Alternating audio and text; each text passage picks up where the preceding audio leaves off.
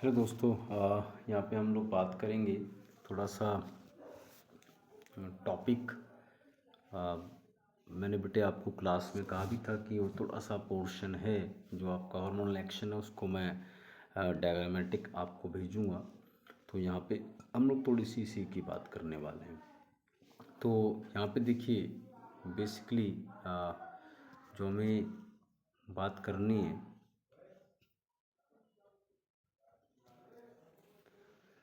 तो यहाँ पे देखिए,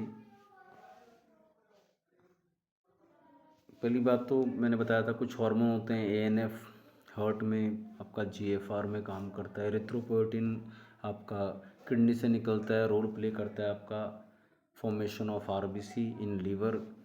ठीक है। फिर आपके कुछ गैस्ट्रो इंटेस्टिनल ट्रैक्ट, जीआईटी, आपके डाइजेस्टिव सिस्टम में कुछ हार्मोन्स होते हैं। गैस्ट्रिन जो आपके पेप्सिन वगैरह जैसे, पेप्सिनोजेन, एससीएल जैसे हार्मोन को रिलीज़ करने में काम करते हैं। एससीएल हार्मोन नहीं है, केमिकल है। पेप्सिनोजेन लेकिन हो आपका एंजाइम है।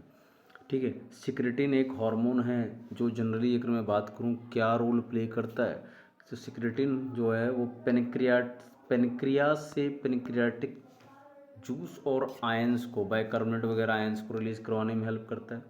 कोलेसिस्टोकाइनिन जाके एक्टिवेट करता है गॉल ब्लैडर को और पेनक्रियाज को, जिससे ये दोनों अपने पेनक्रियाटिक जूस और बाइल जूस को रिलीज करते हैं।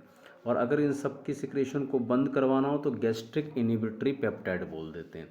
ठीक है। और ग्रोथ फैक्टर होते हैं कुछ आपका, जो कि थोड़ा बहुत ग्रोथ वगैरह में हेल्प करते हैं, टिश्यू की रिपेयरिंग वगैरह में, ये आपके पास है। देखो, इसमें अपना पोर्शन जो है अगला वो है हार्मोनल एक्शन।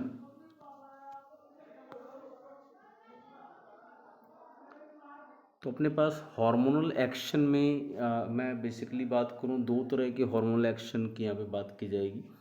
एक तो जो प्रोटीन वाले हार्मोन होते हैं वो, और एक हार्मोन जो मैं बात करूं तो प्रोटीन और अमीनो एसिड वाले हार्मोन, उनकी बात कर रहा हूँ एक।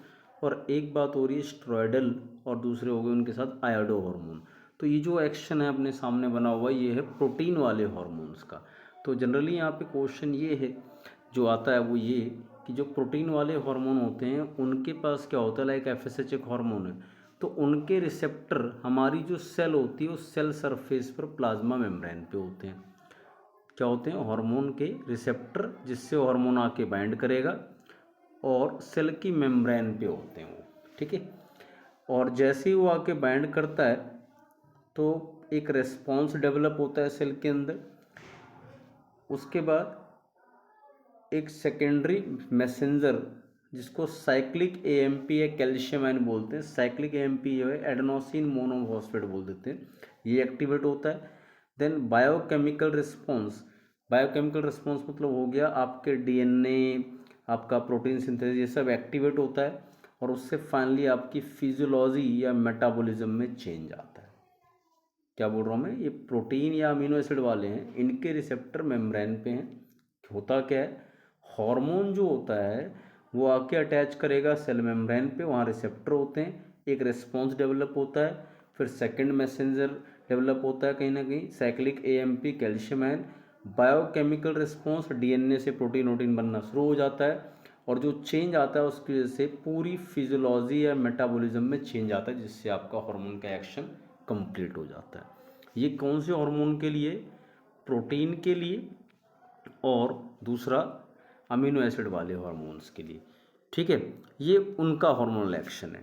सेम ऐसे ही अगर आप देखेंगे तो दूसरा हार्मोनल एक्शन आता, देखो मैंने ए वाला जो आपको बताया अभी, वो ए वाला जो एक्शन था वो किसका था सर? वो प्रोटीन वाले का था। अभी स्टेरॉयडल हार्मोन, ऐसा ही आयोडो वाला भी होता है। तो इसका एक्शन कैसा है? देखिए, इसके रिसेप्टर मेम्ब्रेन पे नहीं है, इसके रिसेप्टर सीधे कहाँ है? न्यूक्लियस के अंदर। और न्यूक्लियस में एक होता है हार्मोन रिसेप्टर कॉम्प्लेक्स, एचआरसी बोल देते हैं। ठीक है।